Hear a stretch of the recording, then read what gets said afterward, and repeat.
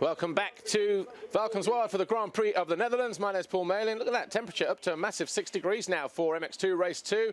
Brian Jorgensen, former racer, Grand Prix rider and winner, joins me here in the commentary booth for this second World Championship race for MX2.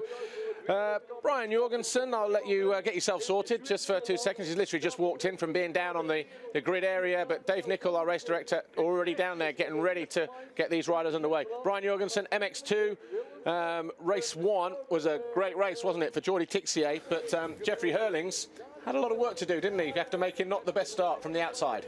Yeah, for sure, but I really think that he made a very impressive start, for sure. But Tixier was riding really well.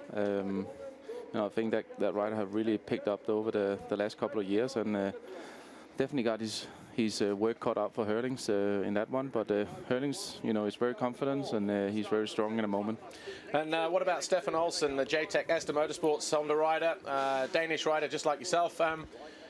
Obviously, you're doing a little bit of work with him within the team. How's that going, and what do you expect from him in this second race? Yeah, he was 12th in Moto number 1, I should say. Yeah, it was. Yeah, it's a very good start for him. It's the first time in the World Championship, and I think, you know, as myself as well, it takes a lot of time to get hold of the game and how much you have to train, and that's my role in JTech and with Stefan to try to teach them and really have to, you know, cut down and say you have to work really hard to be here, and that's what he's doing, and just picking his way into you know, top 14 in the world. Well, the green flag gets hoisted above his head. Dave Nicol, our race director, walks down between the two Monster Energy girls. There's Jeffrey Hurlings taking gate 38 this time. He could have gone a little bit further down, but he's either going to try and give himself a bit of elbow room to swing across the top, or if it doesn't go to plan, maybe cut across the back. But it's a risky situation, whichever way you look at it. He was lucky in the first race that he came through in around about 10th or 12th through the first turn, but the second moto, as the 5-second board turns and the gate about to drop, a few anxious trigger fingers there on the clutch. Hurlings from the outside or not? Oh! A little bit of carnage at the back there, but did our championship leader get caught out? It's Tixier again, I think. We're just looking for the 84 of Hurlings to come through over the jump. Lieber gets through in 4th or 5th place. Prit Ratsep gets a good start in 5th or 6th position. Oh, we're on board with Jose Boutron, who gets rammed from behind. And well, Kevin Fors, I think, as well, at number 400. Jordan Lacan on the upslope. So Boutron going down in that little exchange, but it's Tixier once again who grabs the whole shot from Coldenhoff, Nichols, Radsep, Banks Brown in 5th, Van Donnick, Lieber, Favreau just looking down the order. Not even on the first page for Jeffrey Hurlings through the first split. So Jeffrey Hurlings 23rd, so a lot more work to do this time around for Jeffrey Hurlings. And Brian Jorgensen, I said in the first race that obviously his plan is Max Anstey already on the charge. You know, in this early stage of the race, he was 3rd in the first race.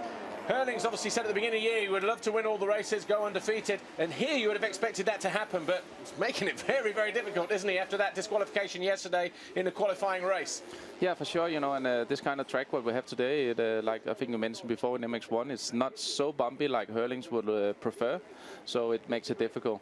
And also they've taken out the bumps on the downsides of the double jumps here, so that whole back straight now a lot smoother, which means all the riders are going to be able to carry the same amount of speed for pretty much the entire moto, whereas at the end of race 1 it was very choppy, you could get out of shape, you have to back off if you landed over, if you over jumped and that kind of thing. But Elliot Banks Brown and Mel Pocock, the two guys that went bar to bar in the British Championship last year, they're going at it here, but we'll give you the correct positions of the riders as they come through. Of course, the first intermediate split not long after the first jump actually after pit lane. But over the finish line we go. Jordi Tixier. I think the mechanic will put go, go, go because he needs to move before Hurlings will get into his gear and start catching the others. So he's in a good position, and yeah, hopefully he take advantage of it. Yeah, they put a little bit of water down on the track as well around this side of the circuit in between motos, but it doesn't seem to have affected anybody right now. But it's Tixier, Coldenhoff, Jake Nichols 3rd, Prit Ratsep is in 4th place, 5th is Banks Brown, Pocock is 6th, 7th as we go on board with Boutron, looking to get down the inside of another rider, but Pocock, Fevre 7th, good start for him this time. And Fevre just there ahead of Banks Brown now. So Banks Brown dropping a couple of positions to the French rider. Then we've got Lieber, Anstey, 8th and 9th, Geiser 10, Tonkov 11, Rauschenecker, Van Donnick, Monticelli, Hurlings in 18th place ahead of Harry Koulas and Robert Just. The thing is with Hurlings, he's so clever on the first laps. You know, he makes passes like so quickly. He's so good at switching the lines. He can go wherever he wants. He trusts his suspension, and the bike is working perfect for him. So yeah. So obviously we've got Hurlings way down of it, not out of it at the moment, but just leave himself a lot of work. There was obviously 10 laps, either 17 or 18 lap race that, in fact, let me just look at the lap chart, 18 laps, so he's even further back than he was. It could end up being a disappointing day for the Dutch fans here if he doesn't get his act together on a track that's rougher in parts and been flattened out in others. But we see Hurlings nowhere to be seen. Got forced wide, look, right the way over there by the monster banners and up onto the bank. Tried to come across, but didn't get the same jump, the reaction. Maybe he could have just turned around and just sort of taken one of the earlier positions on the start line. But we're on board with Boutron. Let's see what happened with Jose Boutron. Just coming in, just got hit from behind. Yeah. Nothing more to it. What a shame. And that was through the corner, and obviously before that, Jordan Lecon and looked like Kevin Fors had a bit of a dust-up as well on the upslope, but coming around to complete their first official first lap. Jack Nichols was right up there again. Tixier, really fastest man on track. Oh, yeah. Then Koldenhoff goes faster. Nichols goes fastest as well by 0.4 of a second. So these guys are on fire at the moment. They've all had the board signal, I think, Brian Jorgensen, that Hurlings is dead and buried at the back of the pack down in about 18th place. And, you know, with a lot of work to do, they sense this is their moment to just get some points on a championship leader. Exactly. And if you can go away from here and saying you have beat Hurlings in the sand, I think you're doing quite well. You'll frame the result sheet afterwards. Yeah, that's for sure. With the video that says fastest rider in the sand and then your name just above him. But yeah. Koldenhoff getting in the trouble coming out of that right-hand turn. Nichols on the right. Number 45 on the Will van der Staan GM Racing KTM. He was fourth in Moto number 1. He's third here in the second Moto. But Tixier, who was second in the first race, is an overall Grand Prix winner at the moment if he stays where he is and keeps Jeffrey Hurlings at bay. Hurlings now up into 14th place, 16.5 seconds down on our race leader, Jordi Tixier. So it's going to be very, very interesting. Yeah. I think also Koldenhoff really impressed me also for the qualifying race yesterday. He was riding so smooth and so nice on the bike. He made a big step from last year, I reckon. And kept his cool as well, didn't he? He was never flustered. You know, it was Romain Febvre that was pushing him all the way to the finish line. Never got rattled, and it was Febvre who made a mistake on the last 1 or 2 laps, trying to go past the Dutchman. But these two here, the standing construct KTM, Glenn Koldenhoff there, 2.59. He's already been on the podium once this year in Qatar. He's looking to do it again here on home soil. But Ratsep, there's Romain Febvre. They're fighting for 4th place. 4.61 is in 5th. That's Romain Febvre, the guy in white on screen there. Then we've got Elliot Banks-Brown just behind them. HM Plant UK, KTM, having a great ride in 6th. Mel Pocock 7th, Anstey 8th. So 3 Brit guys, 6th, 7th, 8th in the results as they come over the line. So we'll have to see how they fare when they come over next time around.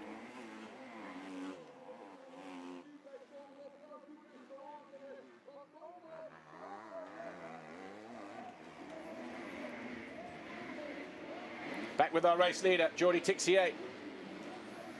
I think the Dutch guy are for sure cheering for Hurlings, but I think Koldenhoff got his cheers behind him as well. I think he's doing really well. That's a good find in 4th place there, 4.56. Yeah, and there's Ratsep. Febvre's already gone through. Nichols, sorry, not Nichols, Elliot Banks-Brown there, 44. Petrov. Was it? Maybe it was Petrov that crashed on the first lap. Not Kevin Fors, same team, Kimi Räikkönen. Van der Laar, Banks-Brown trying to move around the outside of Prit Ratsep. So what's this? 4th and 5th riders coming through. Ratsep in 6th, Pocock in 7th place. Anstey in 8th, around the outside at the top of the hill. We've lost our timing screens for just a brief moment here. So can't give you the exact positions of the guys. But Hurlings looking like he's charging downhill just in the background. Elliot Banks-Brown in 6th then. What I love about this 250 class is that they're really pushing, you know, they're really racing each other. They're young, you know, some of them are unexperienced, and they're just really going for it, you know. They don't know anything about tactics. They just go wide open, and great racing. Max Anstey, I really was really happy for him in the first motor. I think he did really well. It's nice to see him back on where I think he belongs, for sure. He works really hard and he's a good rider. All these guys in MX2 are turning out to be good riders, though, aren't they? Oh, yeah. Koldenhoff taking a nervous look over his shoulder in second place on that 259, standing construct KTM, because the 45, Jake Nichols, Wilvo Nastan Racing JM Racing KTM, is all over the back of him and looking at wanting to take a podium overall finish here this weekend. Koldenhoff was fifth in the first moto, so he has a slight advantage maybe over Nichols coming into the second race, but with that, heavy landing there from Koldenhoff. Nichols alongside him, both riders scrubbing opposite directions. Around the outside, Nichols squeezes the Dutchman and goes into second place. A great move, a great bit of riding from Jake Nichols, Brian Jorgensen. Yeah, it was really nice. It's so, like I said, it's so great to watch those riders in MX2. They're doing, really well and pushing all the way through. And I think it's going to be, further great racing. And Herlings is moving up now to 8th place already. 8th place, so still 17 and a half seconds down on Tixier. Tixier, the fastest lap that time around of the race, 2:03.7. Herlings, 2:05 in traffic. So we're looking good here at the moment. Herlings, though, still a lot of work to do.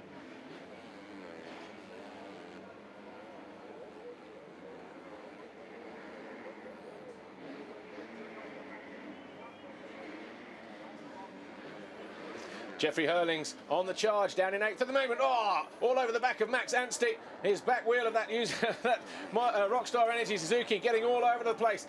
And Herlings looking for every flat line as he scrubs his way down the hill, finds a way through at the bottom. Great bit of riding there from Jeffrey Herlings as he moves up into 7th place now. That's what I mentioned before, Paul. He can put the bike wherever he wants, and he has so much bike control. It's just amazing. Certainly in these conditions as well, but yeah, still got a bit to do, hasn't he? He's 17 seconds down on our race leader, Jordi Tixier, who's 3.5 seconds clear of Glenn Koldenhoff. Of Jake Nichols now, who's in second. Koldenhoff's third. Fevre still fourth. Banks Brown still fifth. Pocock still sixth. He's just ahead of Herlings. You'll see him there, white and black Monster Energy Yamaha 119, just here at the bottom of your screen. Herlings and Pocock have a bit of history from Portugal last year, so it'll be interesting to see if Herlings keep it clean. He needs to, because he needs to stay on 2 wheels himself. So, and Herlings, of course, Pocock, not riding in a European Championship this year. He's a fully fledged MX2 rider, so he's also got a lot to lose if he gets involved in an unnecessary battle with the championship leader.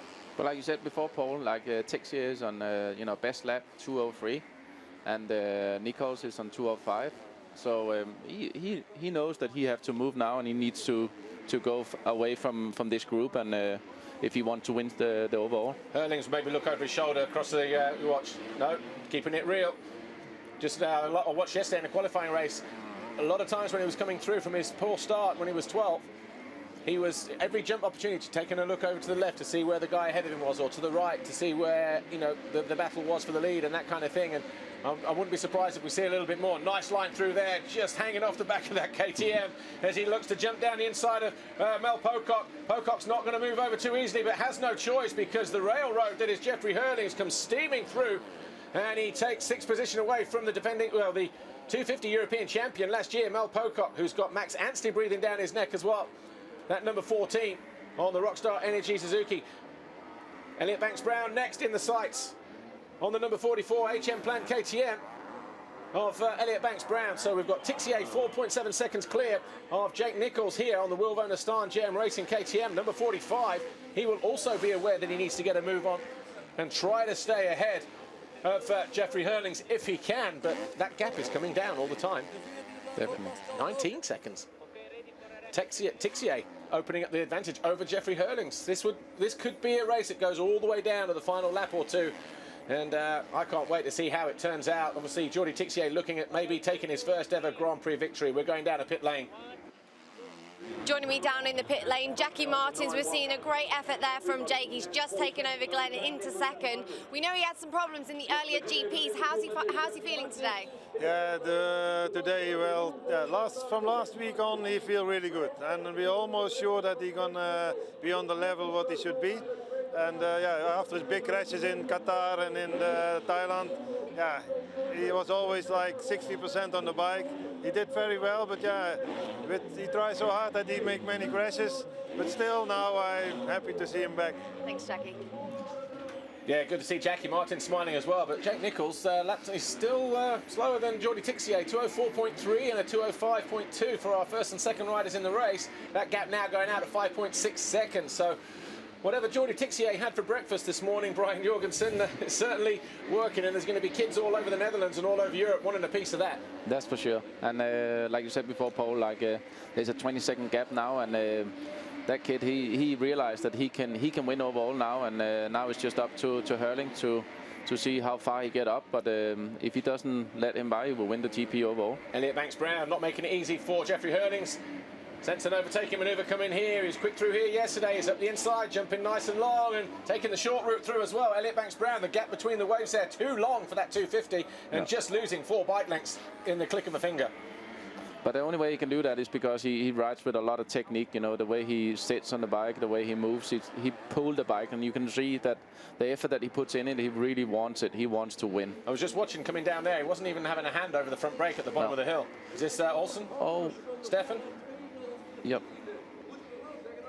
So Stefan out of... Stefan out of... What position was that? Well, he's not 15th. come over the line. 15th he was, so... Elliot Banks-Brown coming under pressure from number 14, Max Anstey. Battle of the Brits, and this is the battle for, what, 6th place at the moment. Hurling's already disappearing out of sight.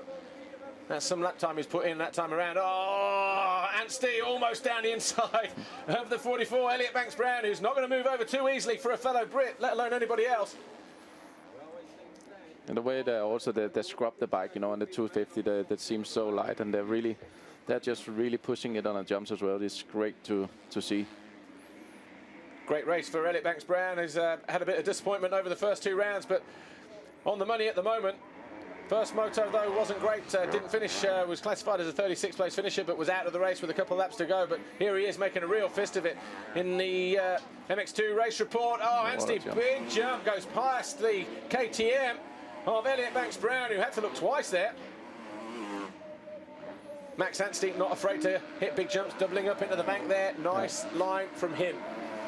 We were just looking at the technique a minute ago of Jake Nichols when Jackie Martins was speaking, Brian Jorgensen, and obviously just using braking bumps to double or triple into other bumps to, I guess, save energy and just make it a little bit more comfortable for him. This was Max Anstey at the inside. Hard on the brakes, gave it a quick panic rev in the air as well, but Elliot Banks-Brown was having none of it. I'm not falling for that old technique. No. Been there. Oh yeah. I've been the rever as well. Exactly.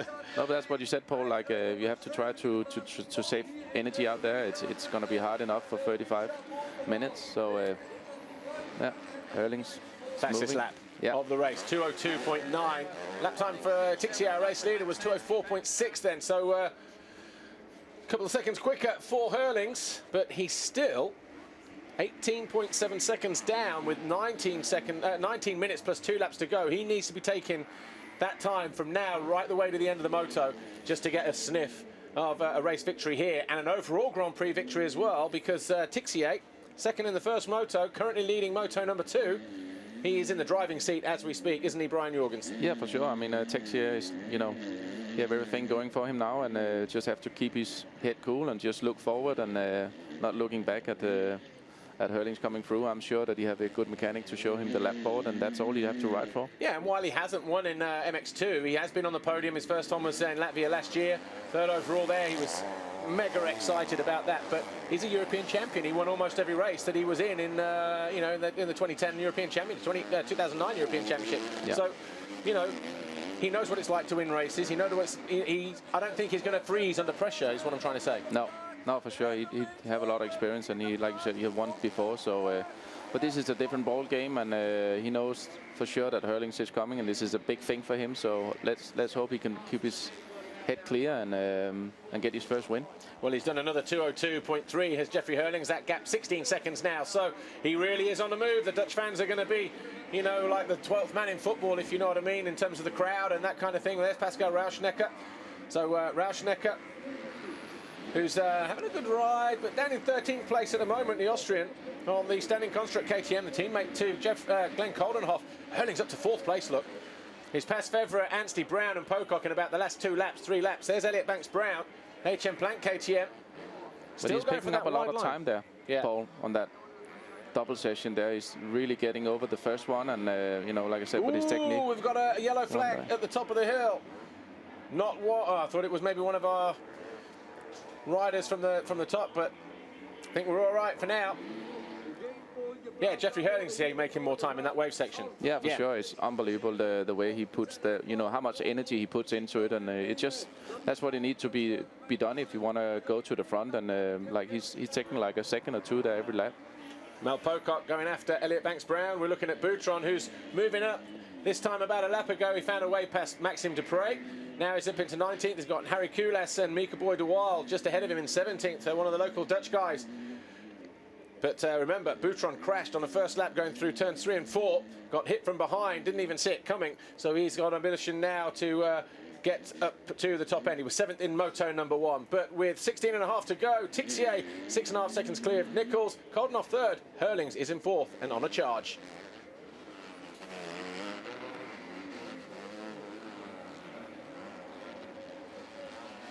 Julian Lieber, Rockstar Energy Suzuki Europe rider, in 9th place. A good, solid Grand Prix for him. 6th in the first race, 9th for him in the second race, Brian Jorgensen. 2 top 10s. That is consistency for him, isn't it? In a year where you would expect him to shine on such a good team. Yeah, for sure. You know, it's when you get on a on a factory Suzuki team, you also need to produce results, and you know, there's a lot of pressure. So I think he's doing really well, and it's great to see him up there. I haven't really seen so much of him before, but suddenly I heard his name, and he's riding really well. Yeah, privateer KTM last year, and then hit this bike in Matterley Basin last year, and just looked pretty good on it straight away. And obviously they renewed the deal. We're going down to pit lane to talk to Suzuki. I'm down in the pit lane with Thomas Ramsbacher. We obviously saw Max finish inside that top 3 for the first race. Do you reckon he's got another podium finish in him today? Podium will be tough. To come back now on the first 3 guys, I think it's now not possible. Now it's time to collect points, and maybe he can come back to Romain Fevre. He's in 5. So to enter the top 5, that's realistic at the moment. And how are you happy with the performance of Julian Lieber so far this year? Julian is a great guy. He performed last year already, really good. And now he's there. He's in the top 10. And that was the thing what we supposed for him, to go to the top 10s, and now he's battling for P8. So it's perfect. Well. Yeah, Thomas Ramsbacher, team manager for Rockstar Energy Suzuki Europe MX2, praising the number 33 there, the tiny frame of Julian Lieber from Belgium, who was on a privateer KTM last year, but obviously Suzuki last year were decimated with injuries, Harry Kulas and Petr Petrov, so they needed a replacement rider. He was showing good consistency and good form, and here he is as a full factory rider for 2013.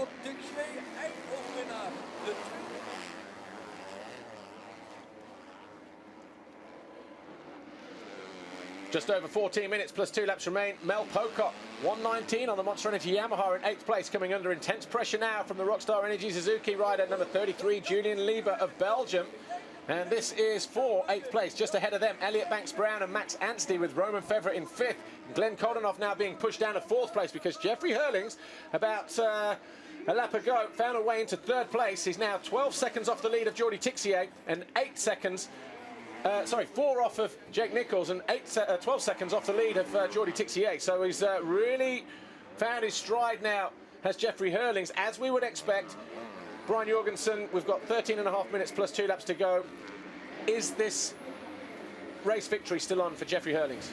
Yeah, it definitely is. You know, it's no matter what, even if I want that Tixier, really wants to get his first win. Hurlings is just going so fast, and he's so consistent, and definitely have the confidence, and you have the condition to do it. Tixier is, for sure you have the confidence, but does he have the condition to push it that extra when Hurlings come up to him? So especially in these conditions as well. Yeah. But Hurlings 2 seconds a lap quicker than his teammate at the moment, and Lieber looking to find a way past Mel Pocock. Neatly done there as well. Made a mistake 3 or 4 corners ago, just spun out, but managed to get it back and found a good drive through the wave section, and round the outside of Mel Pocock, and now drops neatly into 8th place. Elliot Banks-Brown, you just saw flash through a couple of seconds up the track on the HM Plant KTM UK machine. He's the next man on the sights of Julian Lieber in 7th. Ooh, that's where he crashed yesterday. Yeah.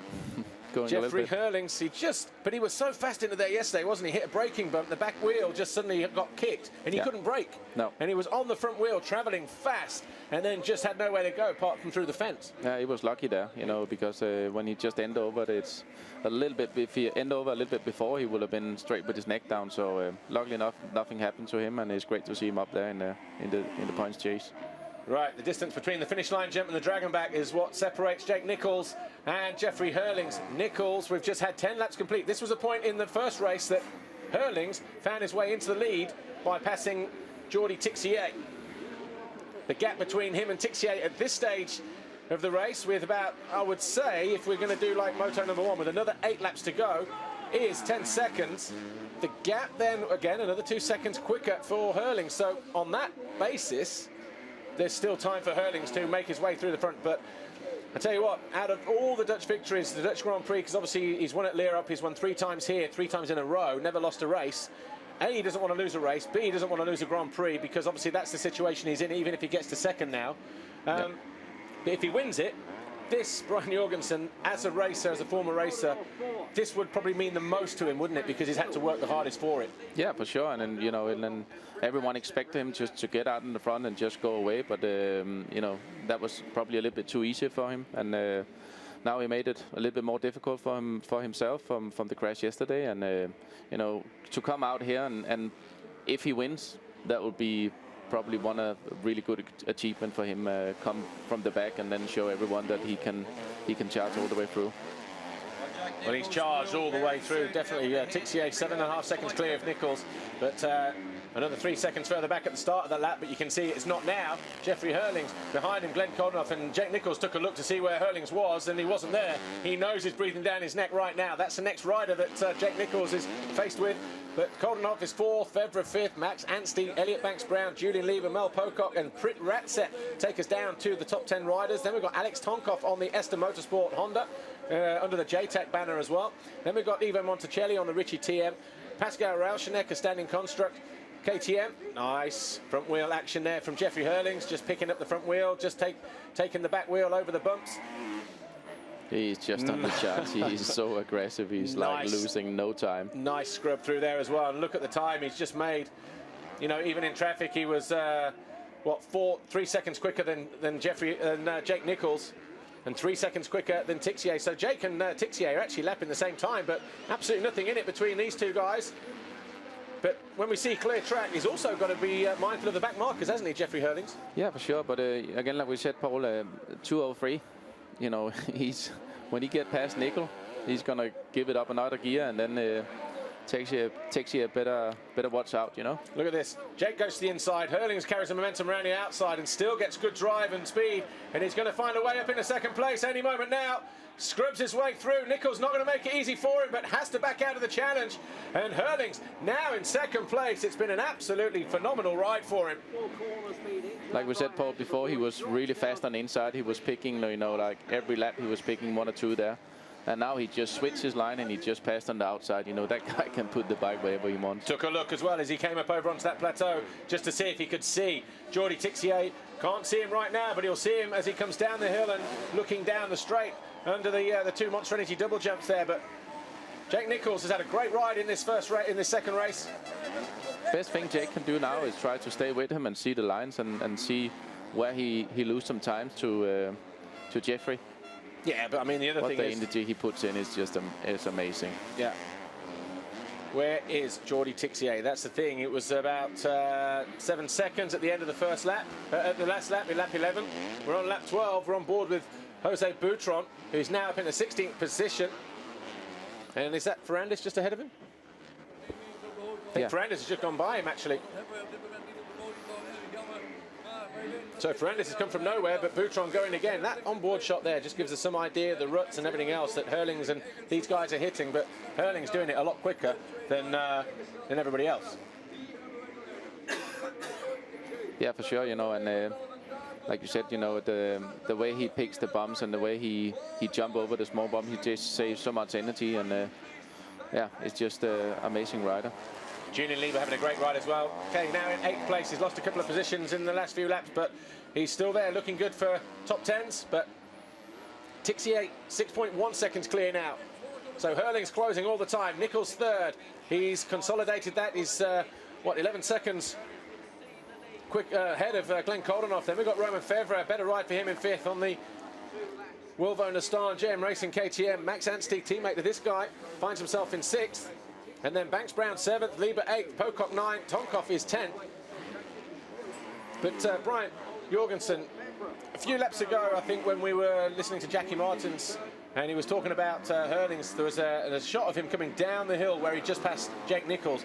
He hasn't even got his fingers over the front brake coming down there. It's just attack, attack, attack, and using the berm to slow himself down. You know, okay, maybe he's using the back brake, of course, but you know, most riders would probably be coming down there with the front brake ready to start braking, and that's the difference. He's getting faster as they're slowing down. Yeah, but also, you know, with the sand, the lots of experience we have is that many people they start going fast into corners and hitting all the braking bumps, where more experienced sand riders, they will do it a little bit different. They will turn off the throttle a little bit before, and when they hit the big bumps, they will start getting on the throttle again, so it keeps the front end high. So that's some of the technique. You can see the difference between some of the really good hard-pack rider. That's the shortest route through the waves, but maybe not the prettiest looking. No. Quite a few deep ruts and sharp-edge ruts as well. And it's like this step-up as well, where the guys just blip the throttle on the top. You get those horrible little hooks, don't you, which are the difference between a rider taking off and keeping it nice and low, or getting pitched high or pitched over the handlebars. Exactly, yeah. You see that in the first motor now, you know, they have smoothed it out for the second race, which I think is more safety for the riders, because even the MX1 guys were difficult to... Right, look at that, synchronized jumping and scrubbing and whipping for Tixier and Hurlings. The gap, 3.2 seconds, the same as it was when we saw that similar shot between Hurlings and Jake Nichols, and we saw him rattle off a lap that was 3 seconds quicker than his teammate at that particular occasion. Just like there, 2:04 compared to the 2:07, Hurlings to Tixier. Yeah, he's pretty much catch like 16 seconds and, you know, just under five, 6 laps. So he knows in his mind. You can see the way he rides now. Now he's not concerned if he's going to win the GP. He is going to win it. You know, you can see that on his riding style. And the thing is, right, when we've seen Hurlings win in the past in Holland, okay, he's gone at his own pace, what he wants to. He's had to push extra hard here. The physical nature and the concentration levels required, you know, for 30 minutes that he's been doing at the moment are absolutely, it's so intense, isn't it, for him to not make a mistake and throw everything away. Yeah. But you can see even the way he rides now, he jumps through the bumps. He's like riding with so much confidence. It's just, you know, for me to be a rider myself and been riding in the sand, you know, I know how difficult it is, and it's just great to see a rider like this having that kind of confidence. Well, the crowd were a little bit quiet at the start of the race. They're starting to come alive now. Fans are hanging over the fence. They sense a double moto victory, a quite extraordinary double moto victory potentially for Jeffrey Hurlings. I mean, at the start of the weekend, somebody was saying to me that, you know, do you think Hurlings can probably lap up to second, or, you know, like he did in Lierop last year? I said, it depends on the conditions. If it's wet and if it's heavy and if it's really, really bumpy, maybe if he gets good starts and stays out of trouble. He's done anything but that. It's just made it really hard work for himself, crashing in this corner, getting outside assistance, getting disqualified from the result in the qualifying race, find himself on the outside of the gate. It worked for him in Moto number 1, not so much in Moto number 2. And he has just still going strong. He's got his teammate. That's the biggest carrot that you could have, isn't it? Rule number 1, beat your teammate, and he's got him in his sights right now. And that gap is going to be about 3 seconds less than it was the last time around.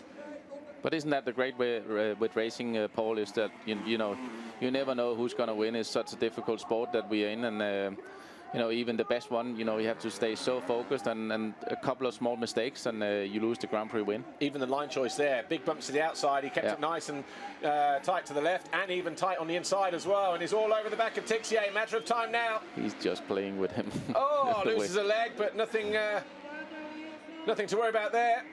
He'll have a nice line through here, you watch. There's the difference, you see. Yeah, and he trusts his suspension so much. Oh, back wheel just too high, but he kept it going. Look how he's soaking and look, using the bike. He's through.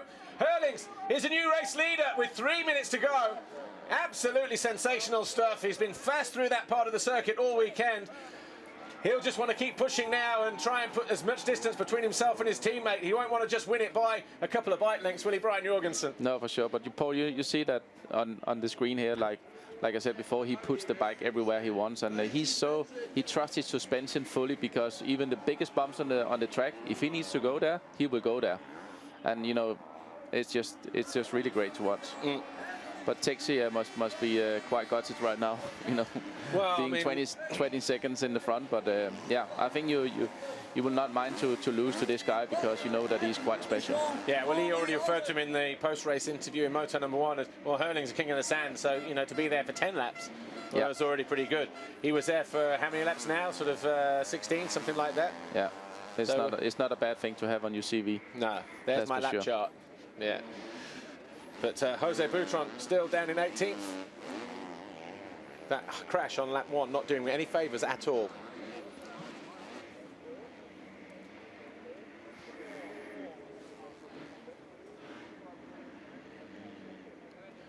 "14 laps have gone." So we had a problem with the timing screen there just a moment ago. And Jeffrey Hurlings had to wait until lap 15 to find a way past his teammate. 5 long laps as well, because obviously time ticking away. He would have been looking, oh! A rider down, and Butron with absolutely nowhere to go. And was that Lieber? That was Lieber, yeah. That was... And he saw it coming as well. I think he was able just to jump out the way, but there would have been a little bit of impact there. Yeah, Lieber, he's all right, he's walking away. But that is a big hit there for the Belgian. Butron just picked himself up straight away, you know. Oh, that could have got really gnarly. Yeah, and there was another guy there as well, so I'm wondering whether Lieber and another guy had collided. So Lieber, who was on form for looking at here we see it again. Somebody else down as well? Yes, in the corner, look. Yeah. He moved the bike. He was very lucky there. Very lucky was Julian Lieber. Butron as well to pick himself up. He was just running away. And the yellow flags were there, but look at that. Butron just launched his way down there. That was gnarly. Flags were stationary there, though, weren't they? Yeah. 128, Ivan Monticelli. Whoa, big moment, big moment. So Hurlings now 1.7 seconds clear of his teammate. 3 seconds lap quicker last time around. Here's Prit Ratzep. Sorry, James Dunn. I was going to say James Dunn, Prit Ratzep, similar outfit, but James Dunn just outside the points in 22nd place. Going to be 2 laps to go this time around. He's still attacking. Yeah. Yeah, he wants to say that in his post-race interview, I still came from there and I came from here and I still won it by 15 seconds. Yeah. You know, even though I took the lead 2 laps, 3 laps from the end. Yeah. No, but he deserves it. He's doing the work that he needs to be done. But just look at the body, how he works here. He pumps the front end at these points here, just gets over the braking bumps. And he uses his legs so much to pick up the bike, you know? Yeah. Get rid of the tear off that was stuck under the handlebar. Scrubbing his way through there. Very, very fast. I mean, can you think, Brian Jorgensen, of a time when we saw somebody... Okay, we've seen dominant riders in the past. Stefan Everts, of course, almost went undefeated had it not been for Josh Coppins one year. And Sebastian Tortelli won his fair share of races, you know, but he got beat a couple of times in '96 when he was world champion.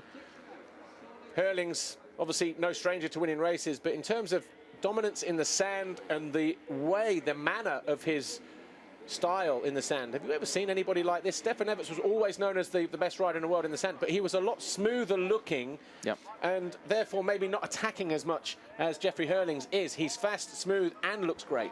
Yeah, you know, like you said, Stefan, you know, has always been the king of the sand as well. But you can see that he's saving energy, and he was so smart picking the line. So in that way, you know, he had to be in good condition, but he always had that 5% extra. But I cannot really see this guy, like, you know, saving his energy. He's using his energy like everybody else, but he just seems still to have that 10-15% more, you know. And yeah, I don't know where he gets it from. He was, you know, like I spoke with Stefan earlier, and then he said, you know, that guy is just training so hard, and he trains a lot on the bike all the time. Yeah. So, but also again, you know, he's so young. He's already achieved one world championship, and I think what Stefan is trying to do is trying to actually say, you know, calm down, don't train as much as you. Don't burn yourself out. Yeah, don't burn yourself out. You have many years to go. You have 10-15 years still to go. So, you know, take it easy. You have many championships to win. Yeah, I guess the analogy we can make there is someone like Ricky Carmichael. Yeah. 10 years, 10 titles, 10 years at the top, and the work and the effort that he put in the US. And after 10 years, he went, you know what? That's it. Yeah. You know, maybe he got signed saying that, you know, okay, maybe could have gone on another year like or maybe 2 years or whatever, but he just said, I want to quit while I'm fresh and healthy, and, you know, it takes a lot to maintain that physical aspect, doesn't it? For sure. It's, you know, you have to push yourself every day, and, you know, in that way, I think what Stefan was really good at was to learn how to ride with his technique and be in physical good shape, but not using all his, you know, energy every time that we race. So that was something we could have learned. Podium looks like this at the moment. Hurlings, Tixier, Nichols will be on the podium ahead of Max Anstey and Glenn Coldenhoff. So great achievement for Nichols after, you know, a little bit bad start of Thailand and Qatar. So back in form. But you can't take anything away from this. I know he's going to be second overall in the GP, but he's put in a great performance, hasn't he? Jordi Tixier, again, a rider who had a big crash in qualifying in Thailand, in qualifying. Yeah. Stitches in his neck, 14 stitches in his neck, rode the race, got some points, and bouncing back 3 weeks later to get himself on the podium. Again, from the mind, the mental aspect, that's, you know, he's pretty strong there, isn't he? Yeah, for sure. You know, he's, you know, this kind of sport, motocross, is not for small boys. You know, it's really, you know, men that really wants to win, and they're really tough people, you know, to ride around here, and that's what, you know, still I'm riding, and you know, when you go around Lommel and you see this kind of thing and you remember how it is to be on that level, you know, this is really, really tough, and that's why they have to train so much there. And the circuit different as well this year, not because of the fact that it's the original way round, but the bumps are harder and the track is faster, so the physical nature. The only reason that I could think of it being more physical was if it was 15 degrees like it was 2 years ago. Yeah, exactly. But, you know, they have to really focus on concentration. Also difficult, Paul, to set up the bike for this kind of surface, because you need, you know, there's some long bumps and there's some really short bumps. So everyone has been training in Lommel, you know, getting, you know, the physical condition. But, yeah, then they come here and it's a completely different setup on the bike. But if I was training for this race, I would never have gone to Lommel, because it's a completely different type of sand anyway. Exactly, but you know, many people go there because they think, we're going to ride in Falkenswald, but it's not so sandy like it was in the past. Well, Jeffrey Hurlings already starting to celebrate halfway around the lap, coming into the final corner as well. And Jeffrey Hurlings, this will be his greatest achievement, his greatest victory of all time, I think, certainly. He takes the Monster Energy finish line jump. He wins for the 4th consecutive year. No one has ever done that. He wins 8 wins out of 8 in the last 4 years to win on home soil. Jeffrey Hurlings, wow, talk about leaving it late. Of an 18-lap race, he took the lead with 4 laps to go, and he wins it by 7.8 seconds. He comes over the Monster Energy presentation bridge, and we'll see him down in the waiting zone. And Pit Byra can't have anything else, as all of us, but admiration for him. The physical nature, the hard-working, you know, the work rate, and also for those guys as well. Jordi Tixier, 1st and 2nd on the podium. Jeffrey and Tixier. That was an exciting race, Brian Jorgensen. Yeah, it was. I think both Stefan and Pitt, you know, they're really happy with the performance of both of them. I tell you what, I'm thinking now about Lichtenvoorde, 1996. And this involves me and you, okay. When you were on Hooper Suzuki. Yeah. Deep sand at Lichtenvoorde, wasn't it? Yeah. I came in the first race for a fuel stop. I think you thought I was going to come in the second race for a fuel stop, and I passed you in pit lane, but I still only, because I didn't stop the second race, I had 0.25 or 25 centilitres of fuel left. Yeah. I was just thinking then, Hurlings, the pace that he was pushing in a 35 plus 2-lap race, 40 minutes, there was maybe a real danger that he could have run out of fuel, but he didn't. He brought it home. He wins the Grand Prix in the Netherlands.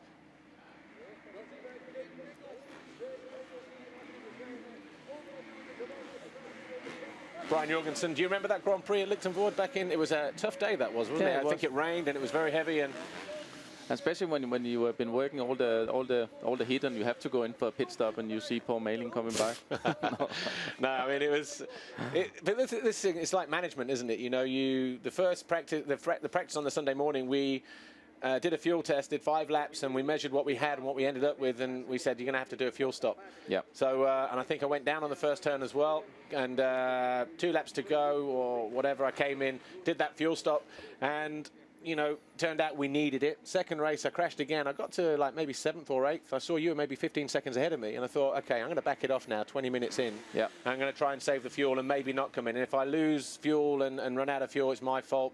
2 laps to go. Steve's hanging out the board, Steve Dixon, you must pull in, pull in, pull in, pull in. And then 1 lap to go, I just went right by him again. I'm sort of like, I'm just waving a finger, so like, no, I'm cool, I'm cool, I'm cool. I watched you go in the pit lane and trying to come out, and a couple of other guys anticipating me to come in, thinking your positions were safe. Yeah. And obviously it didn't happen, you know, so gained 2 positions there, and 1 when somebody ran out of fuel on the last lap. And again, you know, like next to nothing in the tank. Yeah. At the end. I would have gave a lot of money just to get that fuel tank a little bit bigger because you work hard for 40 minutes. That time it was 40 minutes plus 2. Yeah.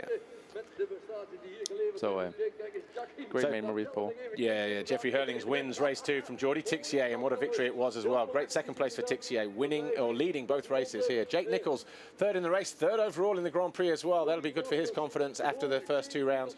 Glenn Koldenoff misses out this weekend, 4th in the second motor. Then Roman Fevre, Max Anstey, Elliot Banks-Brown, Alex Tonkoff, Mel Pocock, and Pascal Rauschenecker. They were your top 10. Prit Ratsep was 11th, ahead of Evan Habe.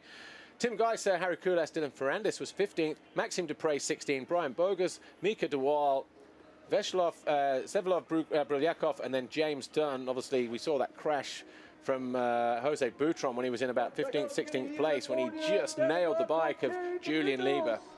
But a quick podium ceremony this weekend. 3rd overall, the Wilmona Star GM Racing KTM rider Jake Nichols.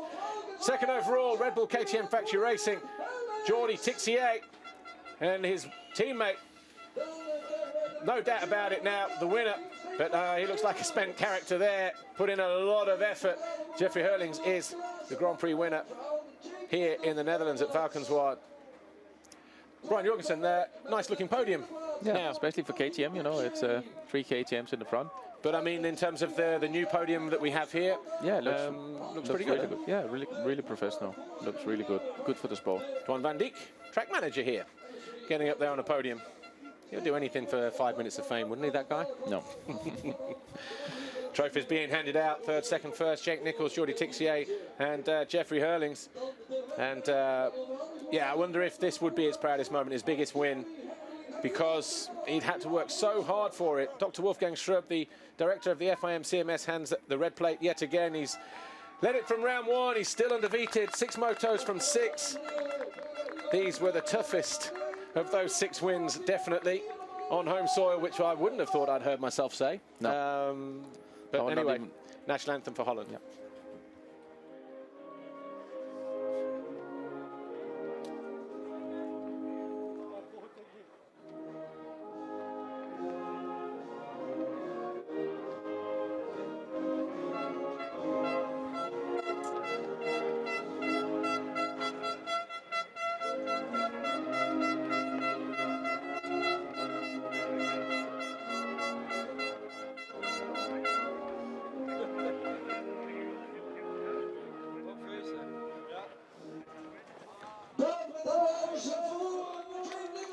National anthem for Jeffrey Hurlings for the Netherlands, and Austria for KTM, winning manufacturers here this weekend in Valkenswaard. Or maybe not. Champagne time then. 1st and 2nd for Red Bull KTM, Will van der Staan. GM Racing KTM rider Jake Nichols. That feels good for him. Doesn't drink, but he'll have a taste of that. Great Grand Prix though for the MX2 guys this weekend, Brian Jorgensen. Yeah, it was really good. You know, it's they deserve it. You know, I don't think, you know, when you're standing up on that podium, I think everyone deserves it. They have to work really hard. It's nothing they could just get out of the blue. So well done. And from your side, in a moment, but track being prepped briefly for MX1. But who do you think is going to do the business in MX1 really quick? Well, again, 2-2-2. Yeah. De Dijk was unlucky though, I thought, in that first race. Yeah, it was very good.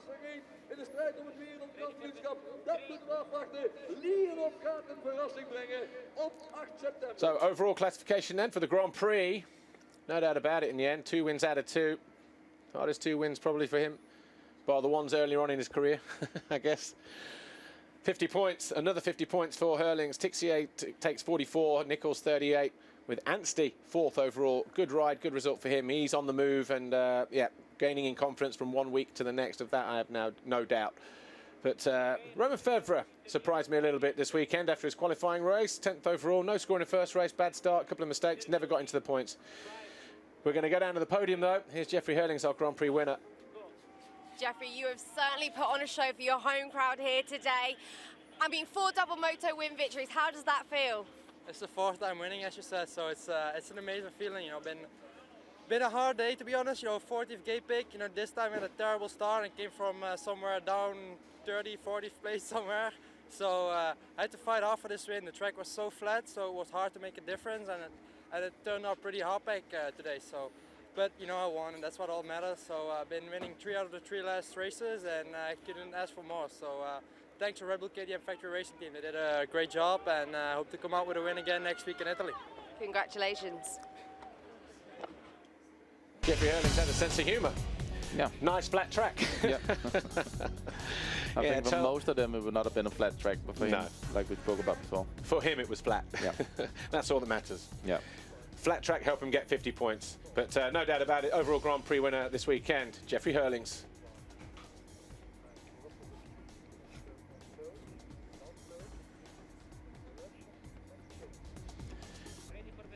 So Italy for Hurlings in 2 weeks' time. Arco di Trento, hard pack, slick, loose and marbly it was for the Italian Championship earlier on in the year. But Tixier, good ride for him, 2nd overall. Here he is with Amy. Geordie, well done. We saw some great riding for you today. You defended that race lead right until those last few laps. Are you going to go away from here today happy? I'm really happy, you know, of my day. I got in the 2nd hole shot in the 2nd race, and I pushed because I know that Jeffrey was behind, but you know, he's so fast in the sand, and 5 minutes to go, I said, maybe I can do, but it was not possible. In 2 laps, he was in my wheel. So I don't leave in pass, but I stay in my line, and he pass in some corner. But for me, 2nd, it's like if I win, you know, in the sun, he's so fast, and for me, it's just amazing. So I would like to thank all the KTM Red Bull team and all my family, my father, my mother, my brother, my girlfriend, just everybody. Thank you so much. Well done, Geordie. Yeah, he's got absolutely nothing to be ashamed of. He led for, what, 24 laps this weekend? Yeah, and, great day for him. Yeah, and that was hard, intense workout as well for him. He'll sleep well tonight, that's for sure, because I don't think he's probably pushed himself as hard in the sand in the Grand Prix as he has this weekend. So, yeah, definitely nothing to be disappointed about. He looks forward probably to get to Italy. Well, at the start of the weekend, Jordi Tixier was 7th, and no doubt he would have moved higher up in the championship standings. Of course, we'll bring you those results in a moment. But Jake Nichols, first time on a podium for him. Here he is with Amy. Jake, first GP podium ever. How must that feel after a bit of a challenging first 2 GPs this season? Yeah, you know, the first 2 Grand Prix really went bad for me. I'm not going to say I was so unlucky, because I believe you make your own luck in certain situations, but to come back like this is huge. You know, I'm so pleased, and I really have worked hard over the years to get to this spot. I started at the bottom, so I'm so pleased, and I really can't thank everyone in the team enough. Wilvo, Nestar and JM Racing have really done me proud and brought me to this next level, and just thanks to everyone at home, and dedicate this race to Rhys Laram. We lost him a few years ago, and been thinking about him ever since, and wanted to dedicate a podium to him. So, but yeah, and just thanks to everyone at home and all my mates and everyone that's helped me. It's been a rough, up and down road, but to be here now is just unreal. So yeah, thanks so much to everybody. Well, a massive congratulations to you, and we hope to see you up here more often this year. An emotional 3rd place overall victory then, or podium finish for Jake Nichols. Big Speedway fan, of course. Rhys Laram talking about the loss for Mark Laram, former world champion, a few years ago. But yeah, nice of him to think that far back and dedicate this first podium to Mark and his family at their loss from all those years ago. But Brian Jorgensen, he had a great weekend, didn't he, on the Wilvo Nestar and JM Racing KTM? Oh yeah, man, that guy, I have a lot of respect for Jeffrey Hurlings and the other guys in the field, but especially this guy. You know, I know him from he's being like 7-8 years old when I was living in the UK, and I remember when he was, riding mini bike, he always had broken his arm, and you think, is he ever gonna get it? Is he ever gonna get there? But now he's here. He's worked hard. Dedicated all his life to motocross, and that's what you have to do if you want to be on the podium. I'm sure we'll see race highlights shortly, but for you, real quick, what does this 2013 hold for you?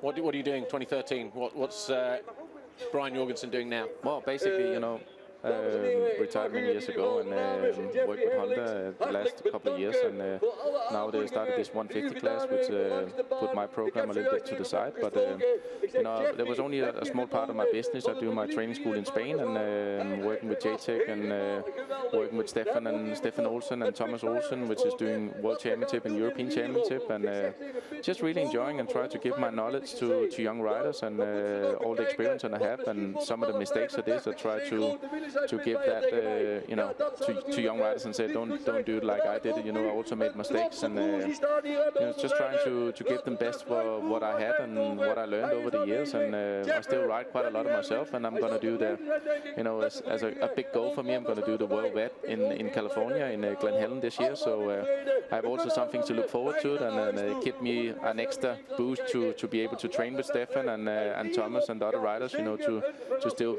you know, not be at my A game. I'm 38 years old, but to keep riding and you know, to improving still. That's what you're always looking at. Even if I don't do World Championship more, you know, I know how to ride well, and you always want to get to that point, you know, as close as possible. So keeping busy with my school, and also this year I had Tan Lake down on my school in Spain, and it was very interesting to work with him because he's 27 years old. He's, you know, many years in the World Championship. So, but you know, every rider can improve, and that's what I'm trying to pick every rider that I work with and say, you're good at this, but you have to look at your weak points, and I'm, you know, try to work on that. Everyone know their strong points. Okay, well, Brian Jorgensen, thanks for joining us here, and all the best this year. Thanks a lot. Thank you. Well, here's what happened, MX2 race 2, and what an exciting race it was as well, because Jordi Tixier found himself leading. Roman Febvre had a good result, had a good start at the beginning of the race, but managed to keep it upright. But Jake Nichols and Glenn Coldenhoff, they battled for second position. Jeffrey Hurlings, meanwhile, was well outside the top 25, and he ended up fighting all the way through. So too did Max Anstey, had a bit of a tussle with Elliot Banks-Brown. But Hurlings was the man on fire. Found a way into second, past Jake Nichols in the closing stages of the race. That pushed Nichols into third place. Then he found himself on the rear wheel of his teammate, Jordi Tixier, and then eventually found a way through with about 4 laps to go. And in the end, it was plain sailing for the number 84 championship leader, Jeffrey Hurlings, on the Red Bull KTM factory racing machine. 4 wins out of 4 here in the last 4 years for Hurlings, the first rider ever to do so. And we'll look forward to seeing him and the rest of the MX2 guys in 2 weeks' time. But we just saw from the points, the graphic a moment ago, Jordi Tixier has now moved himself up from 7th to 2nd in the championship. So it's a Red Bull KTM factory 1-2 as we go to round 4. That's it for MX2. Join us in a moment for MX1. Bye for now. Sean Simpson, 12. Rui Gonçalves, 13. And Joe Rollins was in 14th place.